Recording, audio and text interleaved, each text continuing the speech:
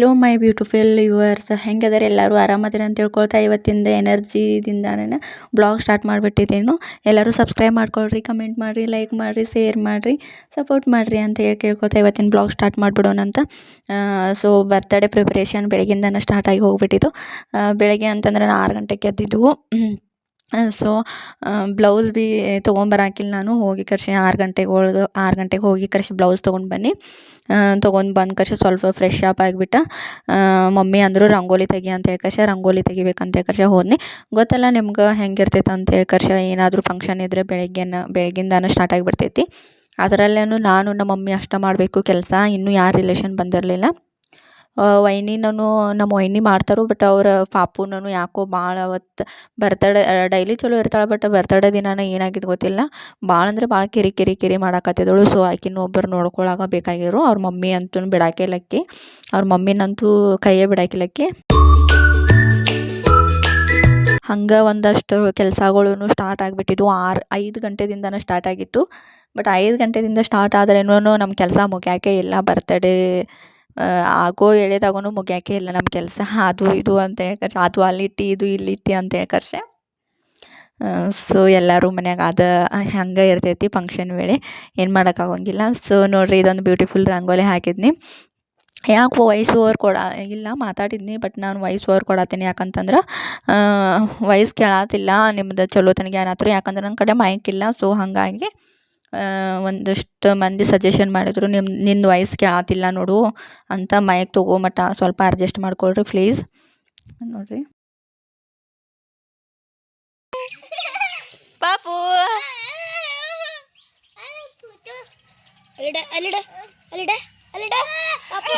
ಸಾಧು ಆಲ್ರೆಡಿ ಬಂದರು. ಇದೊಂದು ಬ್ಯೂಟಿಫುಲ್ ರಂಗೋಲಿ ಹಾಕಿದೇನು ಆಲ್ರೆಡಿ, ಮತ್ತು ಸಂಜೆದು ಚೇಂಜ್ ಮಾಡ್ಬೇಕಂತ ಯಾಕಂದ್ರೆ ಹಾಕಿದೇನು.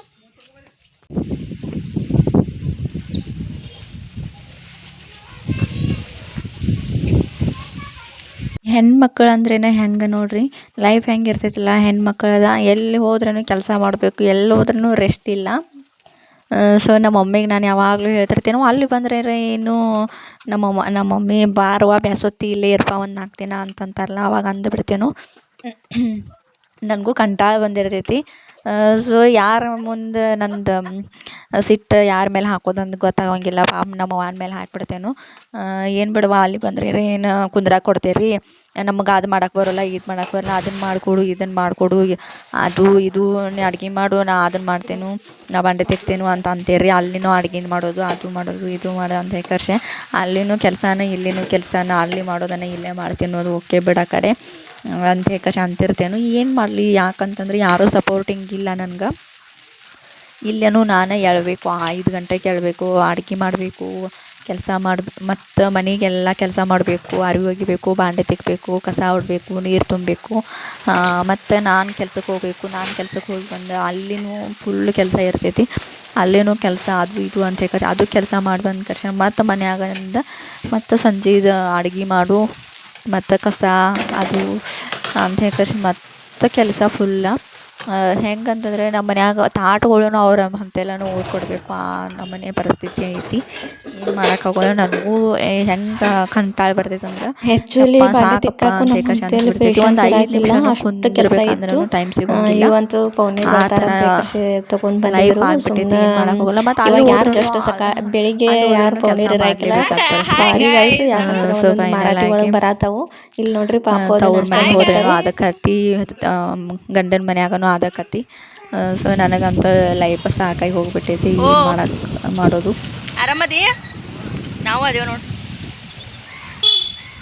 ಹಂಗನ ಶಾಪಿಂಗ್ ಹೋಗಿದ್ದು. ಸ್ವಲ್ಪ ನನಗೂ ಏನೋ ಬೇಕಾಗಿತ್ತು, ಆಕಾಶಿಗೂ ಏನೋ ಬೇಕಾಗಿತ್ತು, ಮತ್ತೊಂದು ಸ್ವಲ್ಪ ಅದು ಇದು ಅಂತ ತೊಗೊಂಡು ಬರೋದಿತ್ತು.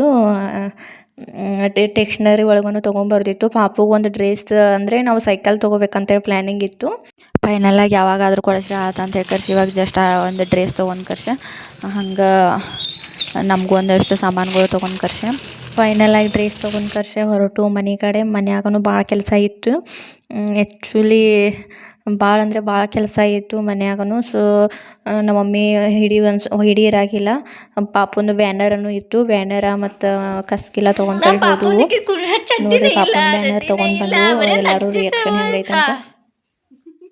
ಚಡ್ಡಿ ಹಾಕೋ ಪೆಲ್ಲ ಅವು ಉದ್ದುದು ಚಡ್ಡಲ್ಲ ಇಲ್ಲೇ ಇಟ್ಟಿದ್ದೇನೆ ಗಪ್ಪವ ಕಪ್ಪುತ್ ಸೌದಕ್ಕೆ ನೋಡಿ ಹೋಗ್ತೇನೆ ನಮ್ಮ ಗುಬ್ಬಿನ ಪಲ್ಕರ್ ಹಂಗೆ ಗೊತ್ತಾತ್ ನಿನಗ ಅಂತದ ಯಾರ್ದ ನಿನಗೆ ಯಾಕಂದ್ ನನ್ಗೆ ಗೊತ್ತಿಲ್ಲ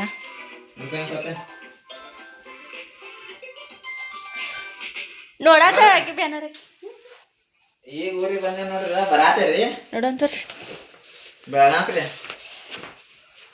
ಮೈಸೂರು ಹಿಂಗ ಏ ಅಲ್ಲಿ ಮದುವೆ ಟೈಮ್ ಇರ್ತವ್ರ ಮತ್ತೆ ಅದ ಬರಾತೇರಿ ಈಗ ಊರಾಗ ಅದನ್ರಿ ನಾ ನಾಳೆ ಬರ್ತೇವೆ ಮತ್ತೆ ಬರ್ರಿ ಇವತ್ತು ರಾತ್ರಿ ರೀ ಏ ಮತ್ತೆ ಅಡಿಗೆ ಮಾಡಕ್ ನೀವ ಬರ್ತೀರಂತ ನಾವು ನೋಡಾಕ ಕಡೆ ಇಲ್ರಿ ಹಿಂಗ ಗೋಳ್ ಬಂದೈತ್ರಿ ಏ ಅವ್ರ ಫೋನ್ ಮಾಡಿರಂತ್ರಲ್ಲ ನಾನು ಫೋನ್ಲೆ ಮೇನ್ರಿ ಅಕ್ಕಿದಕ್ಕೆ ನೋಡ್ಕೊತ ನೋಡಲ್ಲಿ ಮಾಡ್ರಿ ಆತರ್ಲಾರ ಇದು ನಮ್ಮ ಅಣ್ಣ ಮಾಡಕ್ಕೆ ಕೊಟ್ಟಿದ್ದು. ಸೊ ನಾವು ಪಾರ್ಶ್ವಾಡ್ಗೆ ಹೋಗತ್ತಿದ್ದು ನಮ್ಮ ಕಡೆಯಿಂದನ ತೊಗೊಂಡು ಬರ್ರಿ ಅಂತ ಕಷ್ಟ ಹೇಳಿದ. ಅಲ್ಲಿ ಬೇಕ್ರಿ ಒಳಗೆ ಕೊಟ್ಟಿದ್ರು ತೊಗೊಂಡು ಬಂದಿನ ಹಂಗೆ ಸೊ ಹಂಗೆ ಡ್ರೆಸ್ ತೊಗೊಂಡು ಬಂದಿದ್ದೀನಿ ನೋಡ್ರಿ ಅಂತ ಇದನ್ನ ತೊಗೊಂಡು ಬಂದು ನೋಡ್ರಿ ನಾವು ಫೈನಲ್ ಆಗಿ. ಯಾಕಂದ್ರೆ ಒಂದು ಸ್ವಲ್ಪ ಗ್ರ್ಯಾಂಡ್ ಇತ್ತಿದ ಬರ್ತಡೇ ಒಳಗೆ ಹಾಕ್ಬೋದೇನೋ ಅಂತ ಕರ್ಸಿ ತೊಗೊಂಡು ಬನ್ನಿ. ಹಾಕಿ ಹಾಳಾಕತ್ತಳು ಹಾಕಿ ಗುಡ್ಲನ ಹಾಳಾಕತ್ತಳು. ಇದು ಫುಲ್ ಚುಚ್ಚಾತಿತ್ತು ಆಮೇಲೆ ಸೊ ಹಾಳಾಕತ್ತಳು ಅಕ್ಕಿ.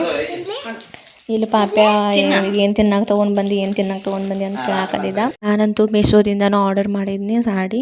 ಆ ಸಾಡಿ ಭಾಳ ಅಂದ್ರೆ ಭಾಳ ತಿಳು ಬಂದಿತ್ತು. ಸೊ ಎಲ್ಲ ಇದು ಕಲರ್ ಇದು ಲೆಹಂಗಾ ಅಂತೂ ಬೇಕಾಗಿತ್ತು. ಸೊ ಮೇನಾಗಿ ಈ ಲೆಹಂಗಾ ಸಲುವಾಗಿ ನಾನು ಪಾರಶ್ವಾಡ್ಗೆ ಹೋಗಿನಿ.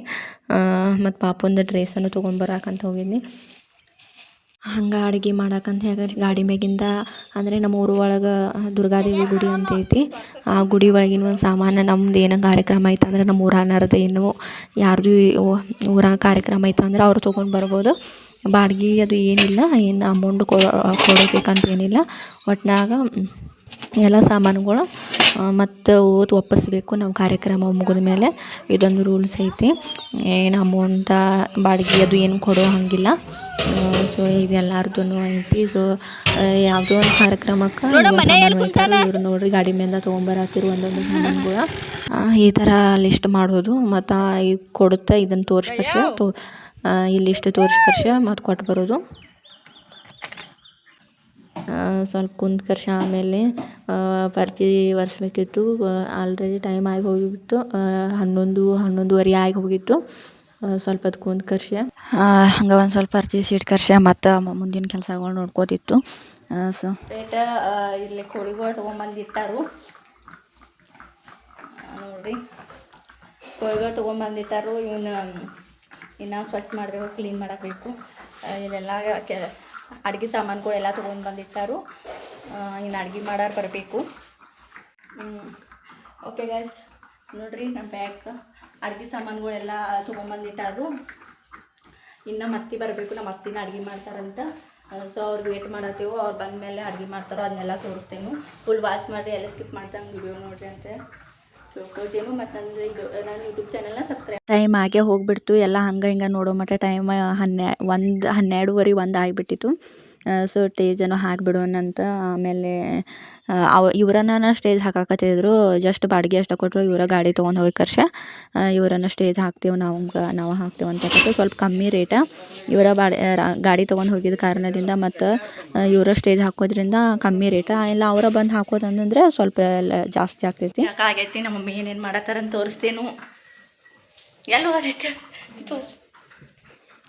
ಇವಾಗ ಸದ್ಯದ ಅಪ್ಡೇಟ ಇವಾಗಷ್ಟೇ ಜಳಕ ಮಾಡಿ ಬನ್ನಿ. ನಾನು ಇನ್ನು ಊಟ ಮಾಡಬೇಕು. ಜಸ್ಟ್ ಹಸು ಆಗೈತಿ. ಫಸ್ಟ್ ಊಟ ಮಾಡಿಬಿಡೋಣ, ಜಳಕ ಮಾಡಿ ಬನ್ನಿ.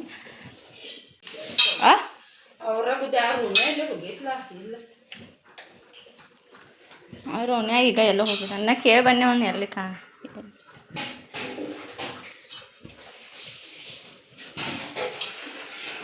ನಮ್ಮ ಬರ್ತಡೇ ಗರ್ಲ್ ಮನ್ಕೊಂಡ ನೋಡ್ರಿ.